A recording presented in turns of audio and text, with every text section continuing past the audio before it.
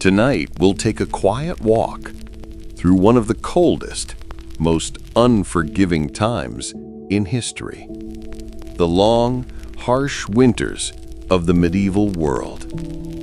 It was a season of stillness, of snow-covered silence, of cold, creaking timber and flickering firelight, but also hardship, hunger, and human perseverance. So, lie back, close your eyes, and prepare to drift away as we explore why medieval winters were so brutal. In the medieval world, winter didn't begin with a date on the calendar. It began with the change in the wind and the slow, heavy drop in temperature. As early as October in some places, by November, the frost would have crept in, seeping into stone walls, settling on fields and rooftops, and freezing the rivers that once flowed freely. This was a time before insulation, before heating systems, before even glass windows in most homes. The cold wasn't just outside, it was inside, in your home, in your bed, in your bones. In a small medieval village, the houses were made of wood, mud, and straw. They were simple, functional, but not warm. Smoke from the hearth would fill the air, not because it was cozy, but because chimneys weren't yet common. The smoke had nowhere to go, so it lingered. Families huddled together, children, parents, and sometimes animals, all in one room, sometimes in one bed. They didn't do this for affection, but for warmth. Night came early and stayed late, sometimes more than 14 hours of darkness. Winter had another name in medieval times. It was often called the hunger season. Why? Because food wasn't guaranteed.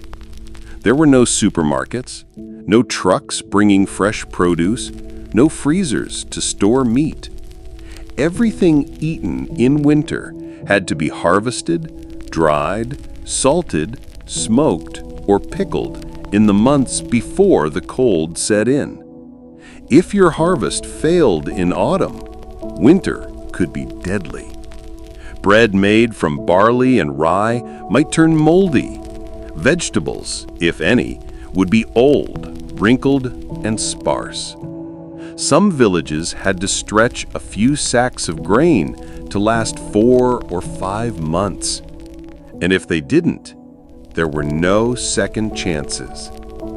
How did people stay warm?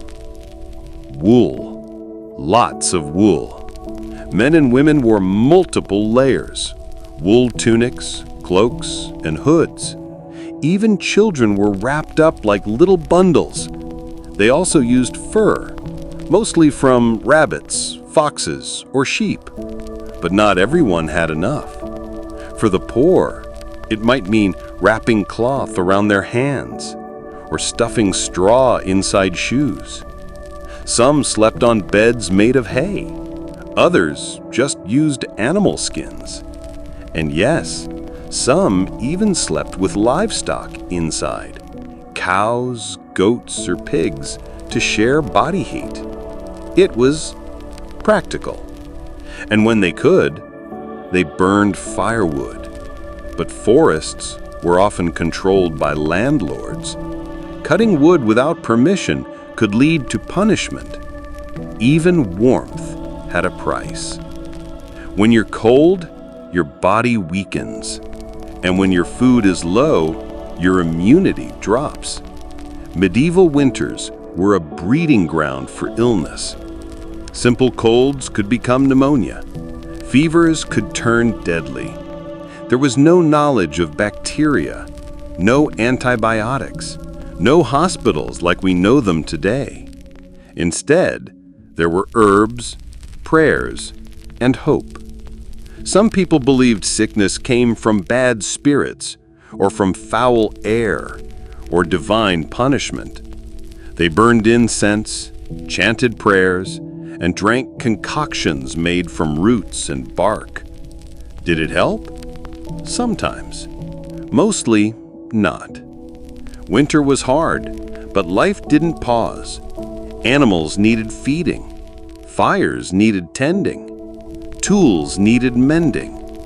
Even when the snow covered the land, farmers had to break ice to get water, clean out animal shelters, and prepare for spring planting.